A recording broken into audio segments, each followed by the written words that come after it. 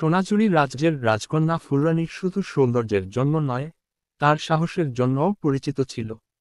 একদিন রাজ্যে এক অদ্ভুত ঘটনা ঘটল।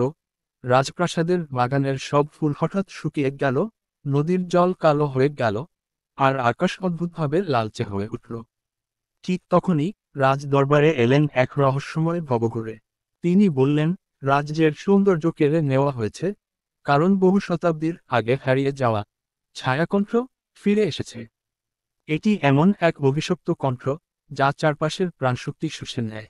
একমাত্র সূর্যফুল এর শক্তি এটিকে থামাতে পারে। কিন্তু সেই ফুল রয়েছে নীলপরি পর্বতের গুহায়, যেখানে সময় থমকে আছে, আর কেউ প্রবেশ করলেই হারিয়ে যায়। ফুলরানী দ্বিধা না করে যাত্রা শুরু করল। প্রথম বাধা ছিল অপরিচিত অরণ্য, যেখানে পাখিরাও গান গায় না, আর গাছের পাতাগুলো স্বাভাবিকের চেয়ে অনেক গাঢ় সবুজ। হঠাৎ একটা জায়গায় এসে ফুলরানী দেখতে পেল এক ছায়ামূর্তি, যার মুখ দেখা যাচ্ছে না, শুধু গাঢ় অন্ধকারে জ্বলজ্বল করছে চোখ। ছায়ামূর্তি বলল, তুমি যদি অরণ্যের পথ খুঁজে বের করতে চাও, তবে বলো, কোনো কিছু না দেখেও কিভাবে সত্য বোঝা যায়। ফুলরানী ভাবল, তারপর বলল, হৃদয় দিয়ে অনুভব করলে সত্য নিজে থেকেই প্রকাশ পায়। ছায়ামূর্তি নীরব হয়ে গেল, তারপর মিলিয়ে গেল। কিছুক্ষণের মধ্যেই ফুলরানী দেখতে পেল, গাছের পাতা সরে গিয়ে একটা লুকানো পথ বেরিয়ে এসেছে। বনের পথ পেরিয়ে সে এক রহস্যময় জলের সামনে এল। হঠাৎ পানির উপর ভেসে উঠল কয়েকটি পাথরের দ্বীপ, কিন্তু তারা এক জায়গায় স্থির ছিল না, ক্রমাগত নড়ছিল। ওপারের তীরে দাঁড়িয়ে এক জাদুকরী মূর্তি বলল, যদি তুমি সঠিক দ্বীপে পা না রাখো, তবে তুমি চিরতরে জলে হারিয়ে যাবে। তোমাকে তিনটি প্রশ্নের সঠিক উত্তর দিতে হবে। প্রথম প্রশ্ন, সবচেয়ে শক্তিশালী জিনিস কি? ফুলরানী বলল, আলো, কারণ এটি অন্ধকারকে জয় করতে পারে। দ্বিতীয় প্রশ্ন, কি কখনো ধরা যায় না, কিন্তু সবসময় অনুভব করা যায়?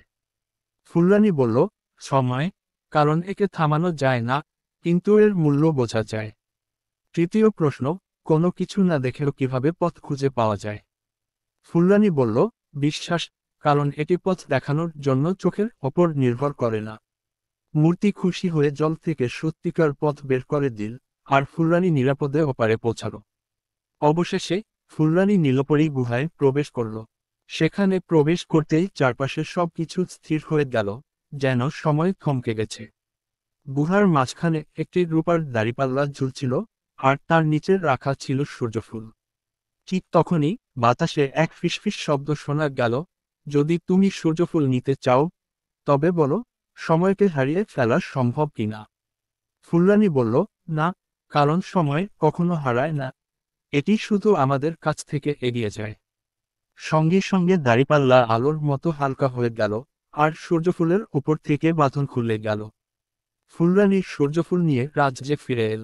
যখনই সেই ফুল রাজপ্রাসাদের বাগানে রোপণ করা হলো, সঙ্গে সঙ্গে ছায়াকণ্ঠ মিলিয়ে গেল, আকাশের লালচে আভা স্বাভাবিক হয়ে এল, নদীর জল স্বচ্ছ হয়ে উঠল, আর বাগানের ফুল আবার ফুটে উঠল। রাজা গর্বিত হয়ে বললেন, সত্যিকার রাজকন্যা শুধু সৌন্দর্যে নয়, বরং তার সাহস ও বুদ্ধিতেও পরিচিত হয়।